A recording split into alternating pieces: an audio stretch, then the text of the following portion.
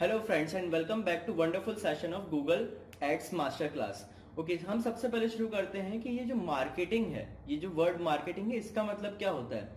तो कहीं ना कहीं आपको थोड़ा सेंस होगा कि मार्केटिंग यानी कि आपकी जो भी प्रोडक्ट या जो भी कोई सर्विस है उसको लोगों तक पहुंचाना है, यानी कि लोगों को पता चलना चाहिए कि आपके पास क्या प्रोडक्ट है या क्या सर्विस है या आप क्या ऑफर चला रहे हो।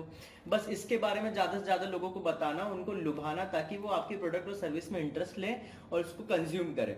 ठीक है, तभी जाके सेल्स बढ़ती है और तभी जाके रेवेन्यू जनरेट होता है और किसी कंपनी का प्रॉफिट बनता है। ठीक है, तो मार्केटिंग का मेन रोल ये होता है कि ज्यादा से ज्यादा लोगों को ये बताया जाए कि आपके पास क्या प्रोडक्ट क्या सर्विसेज है।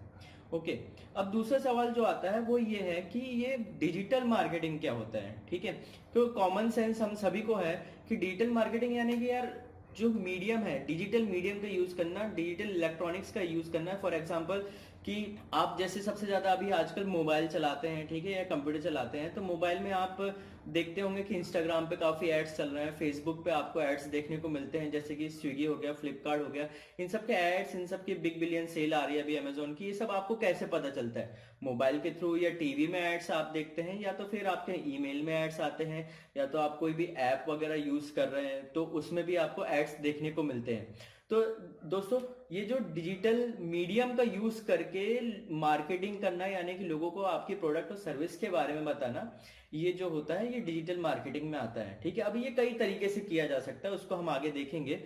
अब हम देखते हैं कि ये डिजिटल मार्केटिंग का बेनिफिट या डिजिटल मार्केटिंग को अगर हम कंपेयर करें ट्रेडिशनल मार्केटिंग से, तो इन दोनों में क्या डिफरेंस आता है।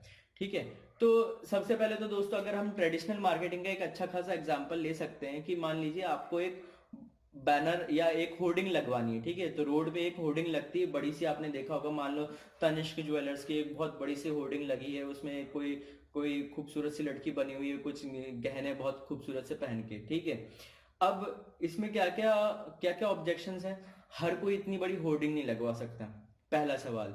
ठीक है, दूसरा कि क्या उसको होर्डिंग को देखने वाले सभी लोग वो लोग हैं जो हीरे की ज्वेलरी खरीदेंगे?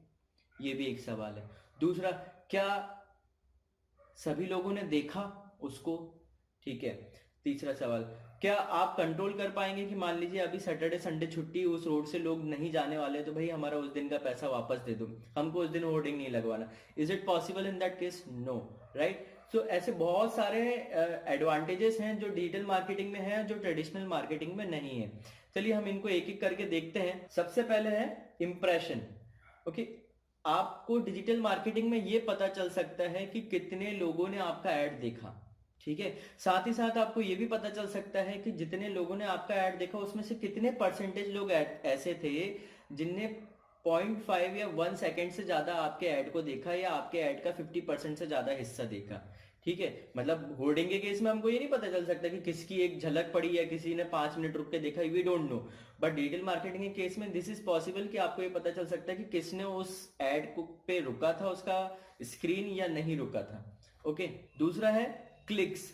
कितने लोगों ने आपके ऐड पे क्लिक किया, यानी कि इंटरेस्ट दिखाया, या आपको डिजिटल मार्केटिंग के केस में पता चल सकता है। बट यही जो है ट्रेडिशनल मार्केटिंग के केस में we don't know, we don't get any idea about it कि भाई कितने लोगों को इसमें इंटरेस्ट आया होगा, कितने लोगों को नहीं आया होगा। Next is affordable. देखिए, ट्रेडिशनल मार्केटिंग में जो हम होर्डिंग का एग्जांपल लेने की बात कर रहे थे, होर्डिंग जो है अच्छे खासे बिजनेसमैन ही लगवा पाते हैं, कोई नॉर्मल बिजनेसमैन भी इतने बड़े बड़े होर्डिंग नहीं लगवा पाता है। फिर हर बिजनेसमैन जो है अपनी हैसियत के हिसाब से उतने छोटे और फिजिकल लेवल का मार्केटिंग कर पाता है। शायद वो पैम्पलेट छपवा पाएगा, या कहीं वो एक बैनर वैनर बांध के कहीं दीवार दीवार पे या किसी पेड़ पे लगवा देगा, लेकिन एक बड़ा होर्डिंग लगवाना, मतलब एक इस प्रेस्टिजियस जगह पे अपनी मार्केटिंग करना किसी भी के लिए भी बहुत आसान बात नहीं है। लेकिन हाँ, डिजिटल मार्केटिंग के केस में ये बहुत आसान है। आप अगर बहुत ही छोटे से छोटे बिजनेसमैन भी हो, मतलब मैं कह रहा हूँ कि आप 500 रुपए से भी अपनी मार्केटिंग स्टार्ट कर सकते हो। 500 रुपए इस बहुत बड़ी चीज में बोल रहा हूँ। आप अगर 50 रुपए भी आपके जेब में है तो आप अपना एड लोगों को दिखा सकते हो। इनफैक्ट अगर आप डिस्प्ले एड की बात कर रहे हैं, मतलब अगर आपको सिर्फ बैनर दिखाना है, तो आप 1,000 लोगों को भी 50 रुपए में अपने बैनर्स दिखा सकते हो। बट यही जो केस है, ये ट्रेडिशनल मार्केटिंग केस में is not possible so easily. Okay, दूसरी चीज हम देखते हैं, दैट इज बजट कंट्रोल।